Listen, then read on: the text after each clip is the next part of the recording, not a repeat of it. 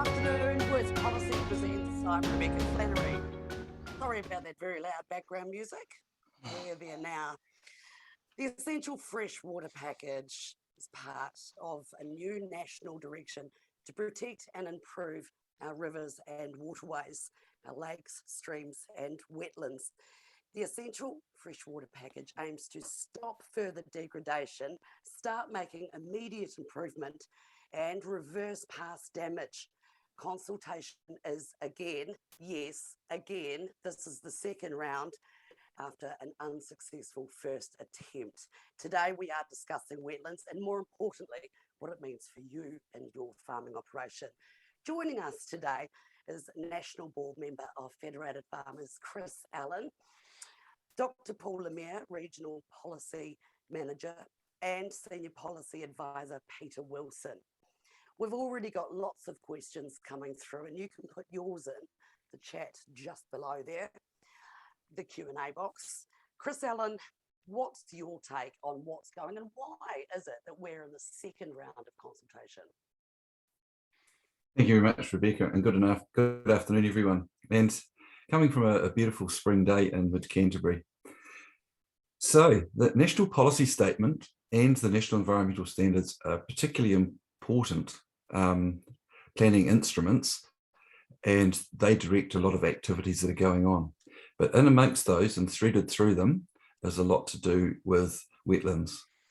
So what we've got to do is make sure we get the understanding, the definition of what actually the wetland is, and that is where the Wetland Delineation tool comes in. It's a tool that's been developed by the US Army Corps, and it works relatively successfully over there. So to have a wetland, you've got to have the species you would expect to find in a wetland. You've got to have the the soils that you would expect to find in a wetland, and you've got to have the hydrology. So in amongst that, then you've got this tool. Then you have the policy response and what the policy that the government's come up with, and make sure the two actually connect together. So coming from our sunny Dunedin office, we've now got Peter Wilson, and he'll be supported by Paul Lemire from Hamilton, and they're going to take us through what the consultation is talking about, because it's not all parts of the Wetland National Environmental Standard and NPS that they're consulting on. It's just a couple of very subtle bits, but they're very, very important. So I'll hand it over now to Peter, and it's all yours, Peter, coming from Dunedin. Thank you, Chris, and noting that it's sunnier in Dunedin today than it is in mid-Canterbury.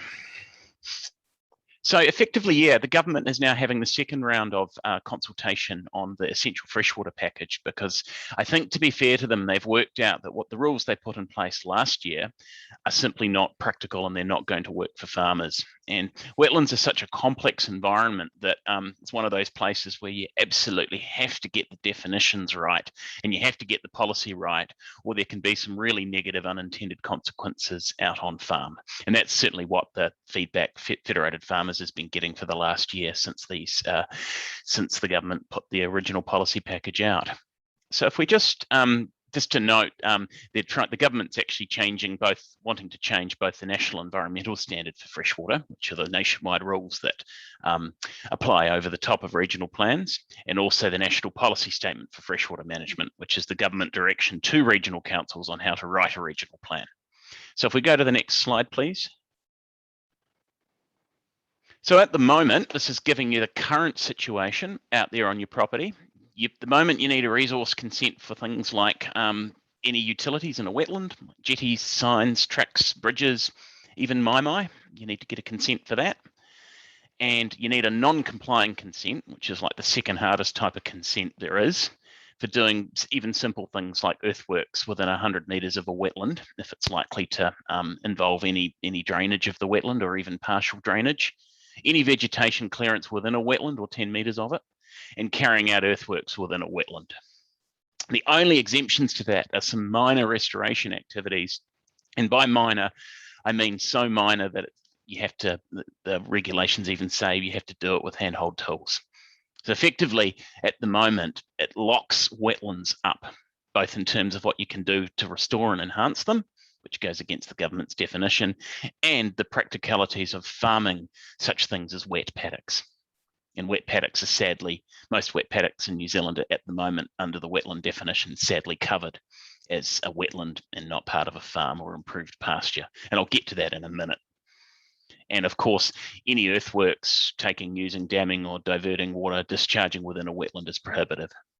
So what the government at the moment has done is, I think the policy people who thought about it, they were thinking of conservation land and national parks when they thought about wetlands. It's the idea that you can't really do anything to them at all. And in doing so, they've forgotten about what an active, dynamic, and resilient feature a wetland usually is. So the problem we've got is that defining wetlands and writing what, a three-dimensional wonderful feature like a wetland, turning that into words for a policy is very hard to do. And the way the government's done it is lacks clarity. So we'll go to the next slide. So at the moment, the definition of a natural, there's a few nice photos there which show things that most people would think, oh, well, they're just paddocks. But at the moment, under most regional plans and the current rules, all of those areas will be classified as a wetland. You'd have to put a fence around them. You couldn't do anything except maybe graze a few sheep in them. You couldn't modify them. You certainly can't graze them. You couldn't do any earthworks in and around 100 meters from them. So the way the rules are written at the moment is they're going to make a large amount of pastoral country and farms unviable. So at the moment, that definition you can see there in red and strike throughs and underlines, that's the current definition of wetlands. Basically improved pasture that as of last year had more than, wasn't more than 50% exotic pasture species and was subject to temporary rain-derived pooling. Now that captured large amounts of areas that we would just traditionally know as wet paddocks. They've had a few rushes, a few tussocks in them, but they had been grazed and happily sat there in that environment for over 150 years that we've had pastoral farming in New Zealand. The government has backed down a little bit, and it's dropping the improved pasture definition. It's dropped the temporary rain-derived pooling provision, and it's now just trying to provide an exemption for more than 50% bits of land that have more than 50% exotic pasture species in them. Although on the face of it, it's an improvement, but when you get into the detail, which we'll get to next, it's not actually an improvement at all, because they haven't said, how do you define 50%? Is it over the whole country? Is it at the paddock scale? Is it at the region scale? And sadly, in some regions, they're defining it down to 7 by 7 meter grids on the ground. So it still captures everything. Feds wants to see that done at least at the paddock scale to begin with. They also haven't defined what improved pasture or exotic pasture actually is, and they've kind of assumed that just because there's some indigenous species in and around a wetland, that they're somehow at loss from grazing, when a lot of them might have actually had their habitats enhanced due to the nutrient cycling effects of animals. So yeah, in summary, there's basically a lack of guidance around what a wetland is and what it isn't. And that hasn't got any better, even though I think the government wants it to get better. Next slide, please. So the good is the government is recognising there's some flaws, such as picking up areas of improved pastures as wetlands that are farms, and a lack of ability to practically maintain a wetland. A wetland is actually a lot like a farm. It needs active management. Weeds need to be pulled out.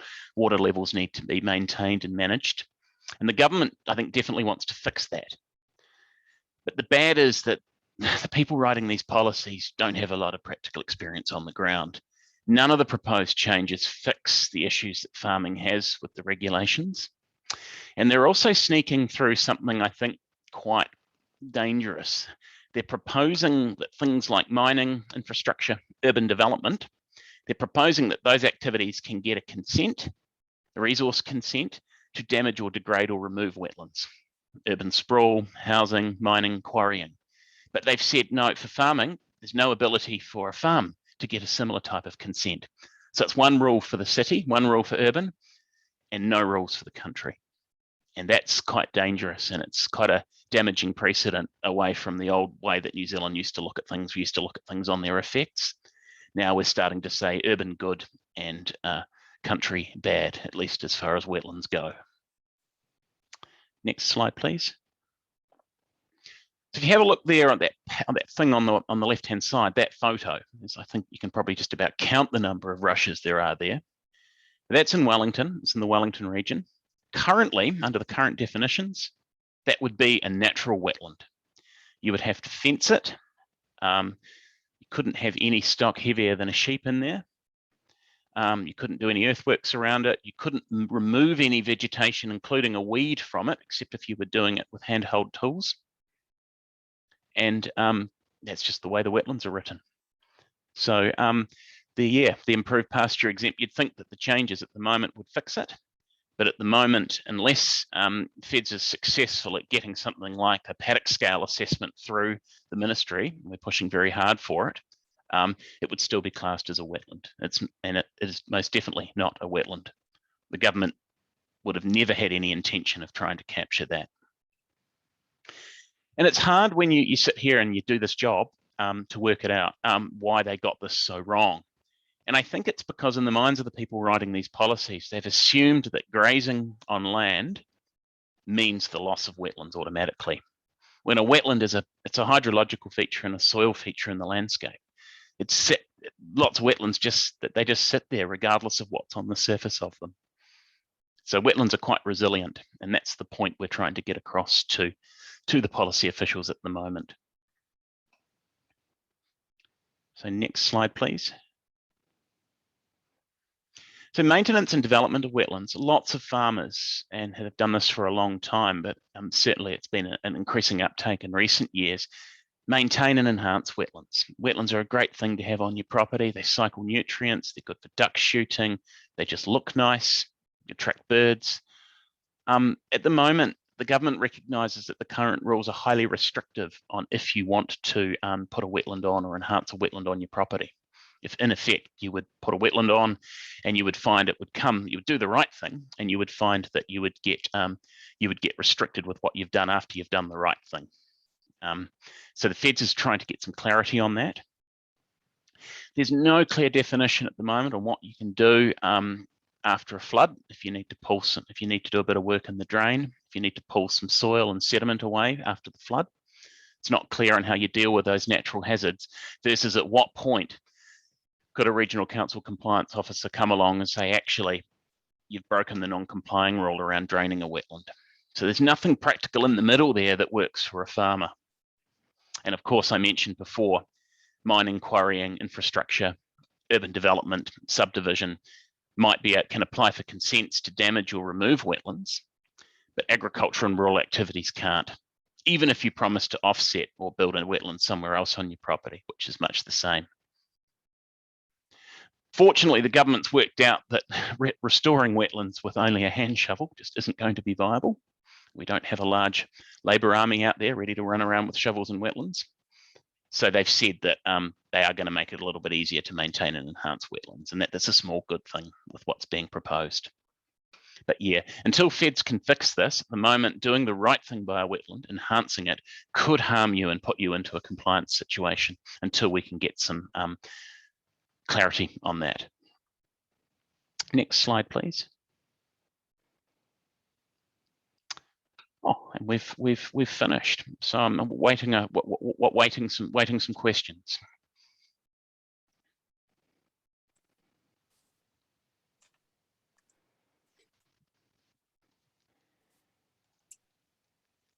All right, we have some questions here. So coming in, so we've got a question which is, while these changes are taking place, have the regional councils been told to halt or develop their plans, or they're still ploughing ahead using the flawed definitions as interpretations? So do the deadlines still apply? So I'm assuming this means the regional plans and various policies that are working their way through. So the answer to that is until the regulations change, they apply. So many regional councils are at least going through the motions of applying these wetland rules. But I think, to be fair to most of the regional councils, they know there are big problems with them. And depending on the quality of the staff, some are slow playing it, but others, and I think I used the Wellington example there before, are pushing ahead, probably with certainly quite a bit of zeal. And it's very much region by region. Some regions are good and some regions are probably pushing ahead too fast. All right, we've got another question coming in. I have natural small lakes on my property that are grazed to the edges with sheep and beef cattle. They all look very tidy and haven't changed for 100 plus years. Where do I stand? Sadly, at the moment, from 2023, under the stock exclusion rules, which is separate to this, you'll have to, and probably to say Feds is pushing quite hard to get some nuance and practicality into the stock exclusion rules through the Freshwater Farm Plan, which might give you some exemptions. But at the moment, sadly, you'll have to fence out your beef cattle from 2023 or 2025, depending on the type of land you're on, whether it's flat or rolling. It's a sad case that shows. Sorry, Rebecca, you go. No, we're all ears. I thought you'd finished. Apologies. Yes, it's a sad case of where a farmer does the right thing by their land and the values on their land, but it's very hard to write a one-size-fits-all policy that covers that. And we're hopeful that we can get some exemptions for your situation through the Freshwater Farm Plan when it comes around. Excellent. Can you clarify the situation regarding irrigating close or onto a wetland, please? It comes down to what a wetland is. So if it's improved, if it comes out that it's part of your farm and it's pasture with the new definitions, if we can get them right, you'll be it won't be a wetland, and so you can irrigate away. But of course, if it is a wetland and there's no way of keeping it as a paddock or a pasture, then it's a discharge into the wetland, and you probably won't be able to do it at the moment. And it's something we need to fix up. Yeah, there'll be setbacks that apply effectively. There's setbacks. Particularly, there's probably a bigger issue in the fertigation scenario. So if you've got some nutrients coming through, a bit of spreading of effluent, fertilizer, it would definitely be a no-no at the moment, unfortunately. It doesn't harm the wetland, but it harms the policy and the rules. So just adding to that one then, Peter, if there's a 100-metre where you can't do any sort of earthworks, does that also apply that you can't spread fertilisers and other things in that 100-metre boundary of what is the wetland? I think the 100-metre setback didn't apply to discharges. But yeah, you'd have to check that one. I think it's going to be challenging. You certainly, you don't want it to be within the 100-metre setback. I think you probably get out from that one, but the other setbacks will apply. So that's why it's really important that our submission will be covering this around the setbacks, because it's not just the edge of the wetland. You've got another 100 metres potentially that you won't be able to, you'll have restricted activities within. Yep. And the two have got to tie together as a policy. Yeah. And above all, the activity, I think there's this assumption with the policymakers that wetlands are fragile. And I mean, they are. I mean, it's certainly not encouraged to drain one, but a bit of fertilizer, a bit of spray drift, a few things like that that's getting into the wetland is not going to harm it practically. What does this mean for on-farm water storage? What it means for on-farm water storage is it becomes quite hard, because at what point does the lake you've put on for on-farm water storage, which is something we're encouraging, at what point do those margins, once it's established and they pick up some species and you've planted them, at what point does that get classified as a wetland? So we're pushing really hard to say any constructed lake, dam or wetland is excluded from the wetland definition. I think the government never intended to capture them, but the way they've written the rules, it inadvertently captures them. While Feds might be pushing for workability, there will be other submitters pushing to keep these onerous definitions.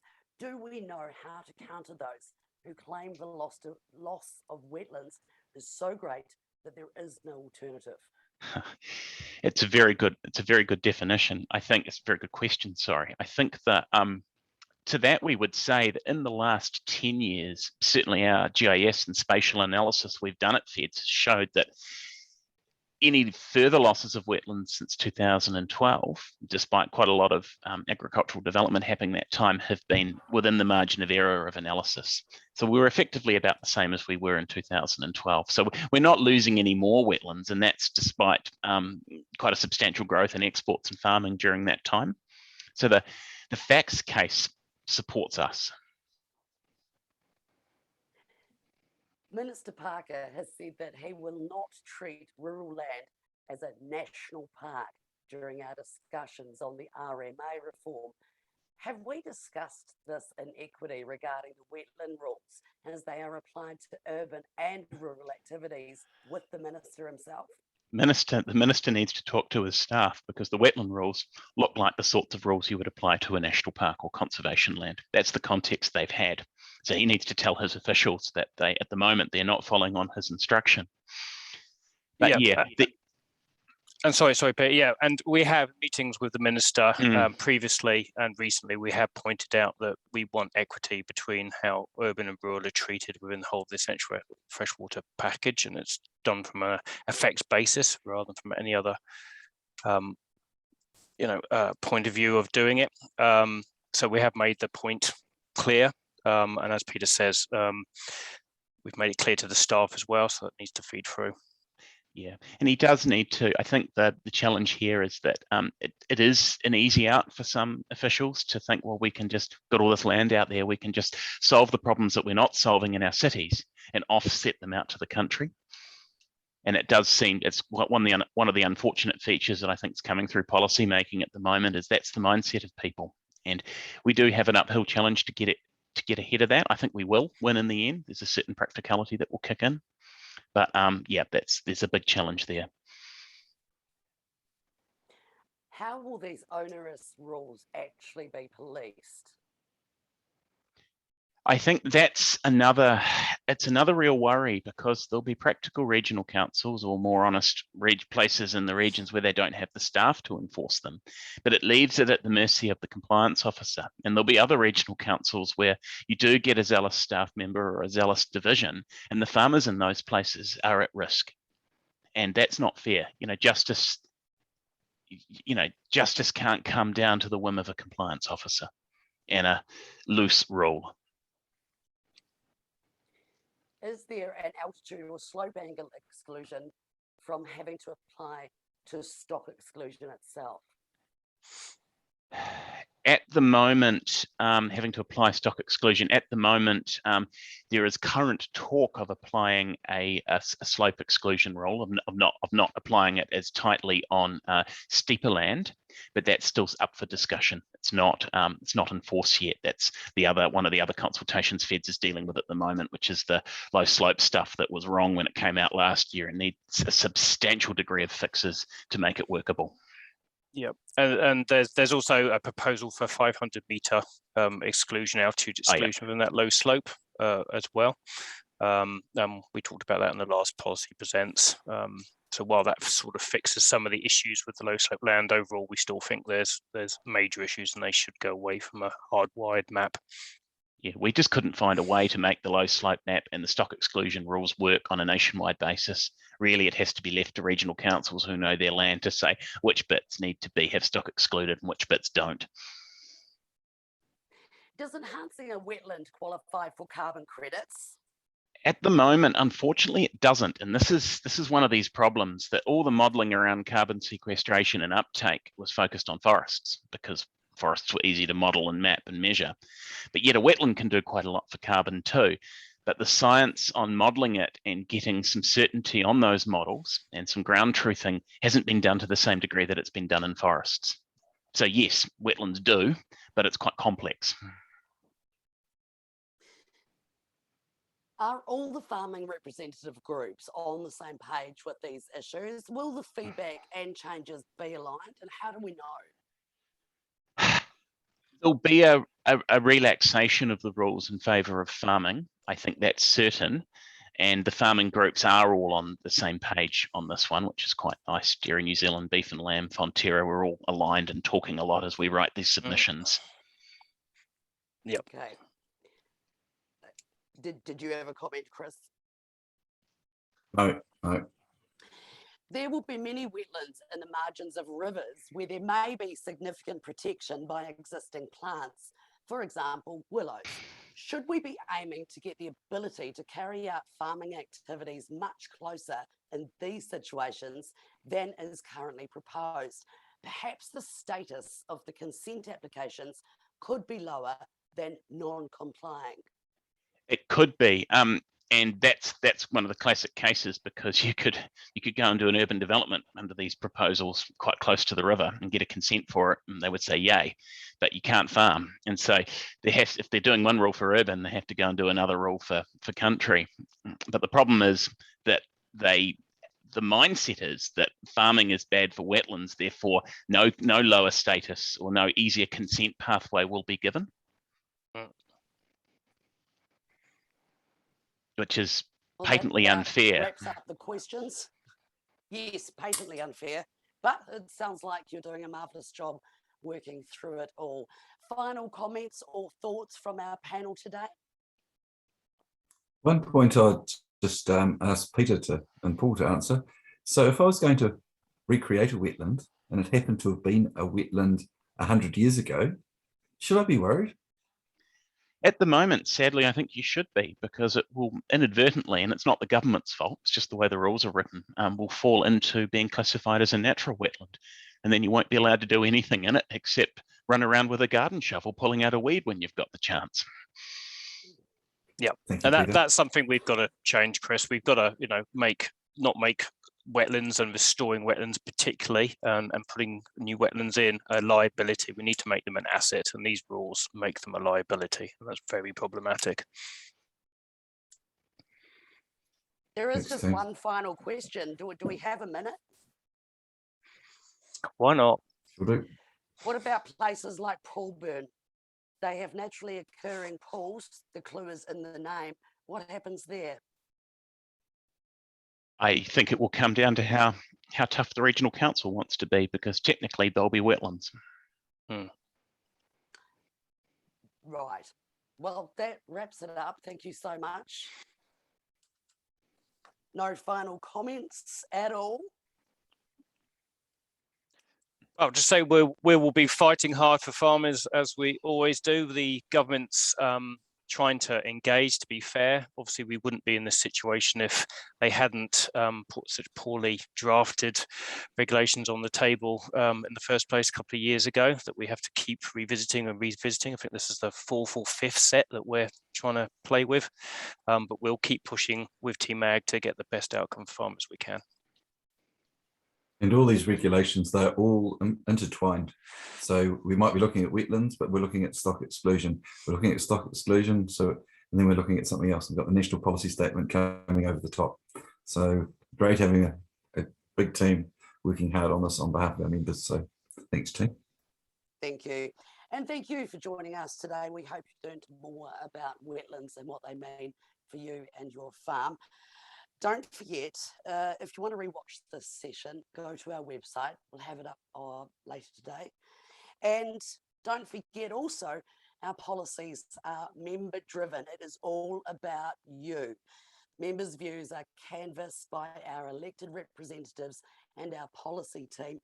And that's where we formulate our submissions and try and help the government, local and central government, in their decision making. And remember, we're always happy to talk offline. That's what we're here for, and that's why you're a member of Federated Farmers.